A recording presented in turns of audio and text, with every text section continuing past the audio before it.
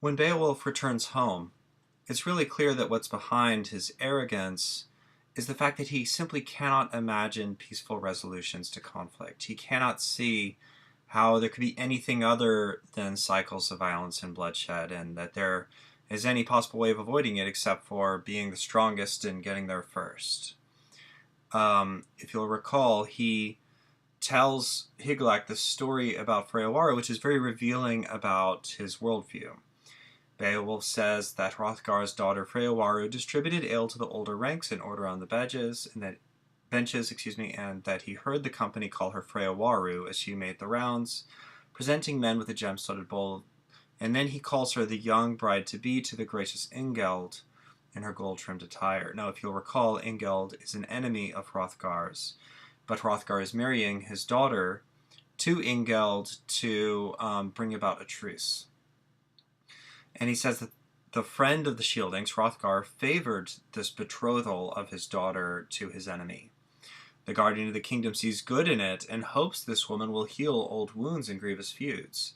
But, in Beowulf's opinion, generally the spear is prompt to retaliate when a prince is killed, no matter how admirable the bride may be. Beowulf uses this occasion, this attempt at peace on Hrothgar's behalf, in order to express his worldview that violence is the only answer.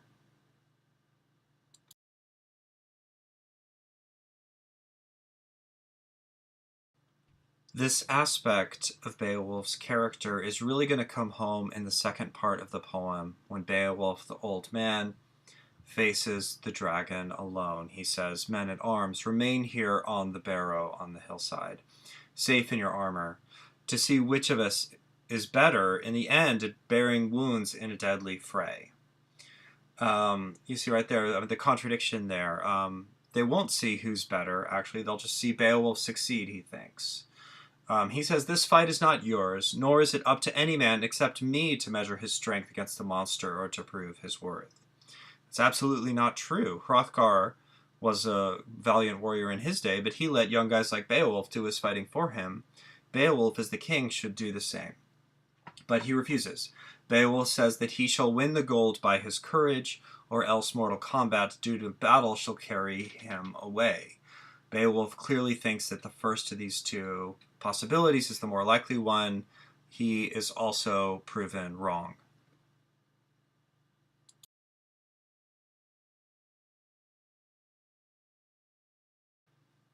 Now, the poem doesn't stop there. It really drives home how foolish Beowulf was in, again, what is ironically a great act of heroism. This killing a dragon, this incredible feat, is a horrible mistake.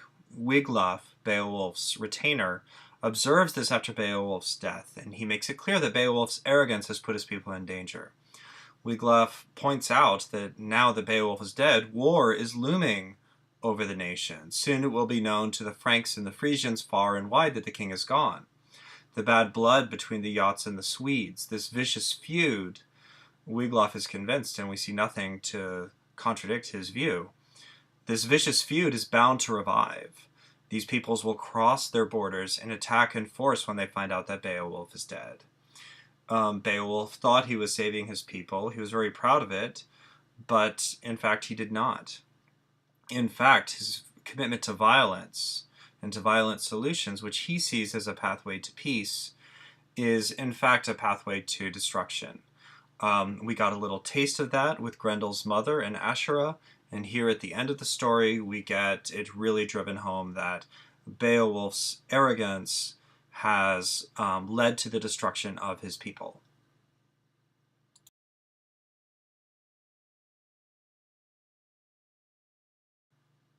And so we really see this all come together at the very, very end of the poem. If you'll remember, the yacht people build a mound on the headland, high and imposing, that was a memorial to Beowulf.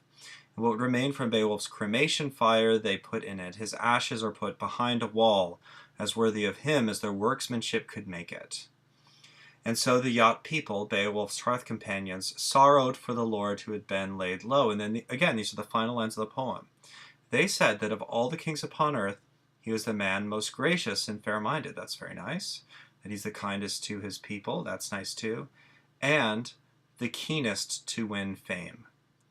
And in these final words of the poem really, drives home its whole theme of ironizing Beowulf's greatness. Um, he is the keenest to win fame as a warrior. Remember what he said after Ashura died, that the one comfort of warriors is that they will, that they'll have great honor, that they'll have great fame. That was what was mattered to Beowulf more than other things, and he let that desire for fame undermine just how kind he was to his people. The kindness to he intended to be kind to his people, but his keenness to win fame, his pursuit of violence, his mindset that violence was the only option, that was really what the poem is constantly undermining and critiquing throughout throughout it.